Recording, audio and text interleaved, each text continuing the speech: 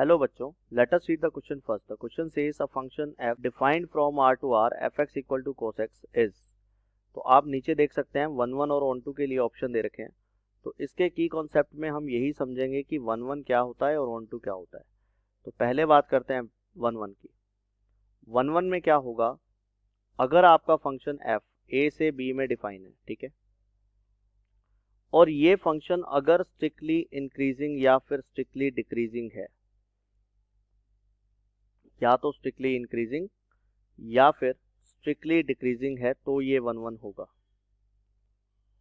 ठीक है, और अदरवाइज ये 1 1 नहीं होगा। और ऐसे ही अगर मैं बात करूं किसकी, ऑन टू की, ऑन टू में अगर कोई फंक्शन f a से b में डिफाइन है, हम इसकी रेंज कैलकुलेट करेंगे। अगर वो रेंज कोडोमेन का मतलब b के इक्वल होगी, तो जो फंक्शन होगा वो क्या होगा, ऑन टू होगा, अदरवाइज वो ऑन टू नहीं होगा।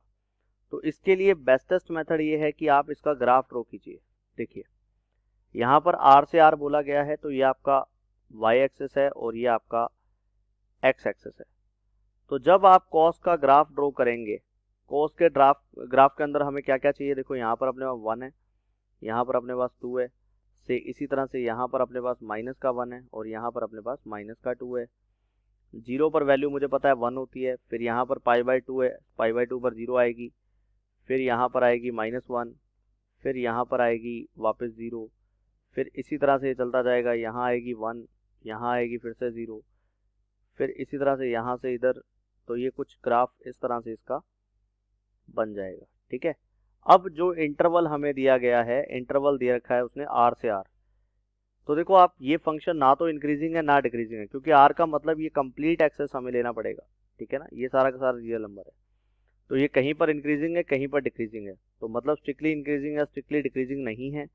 दैट्स वाई हम क्या बोलेंगे कि ये जो फंक्शन होगा वो 1 1 नहीं होगा।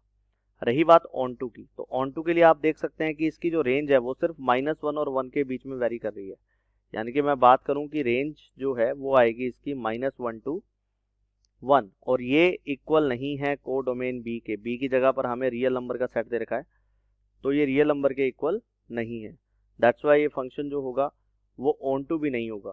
तो यानी कि 1 1 नहीं है इसका मतलब मैनी 1 है, और ऑन टू नहीं है इसका मतलब इन टू है। तो मैनी 1 और इन two, option C will be correct. Hope you understood it well. Best of luck.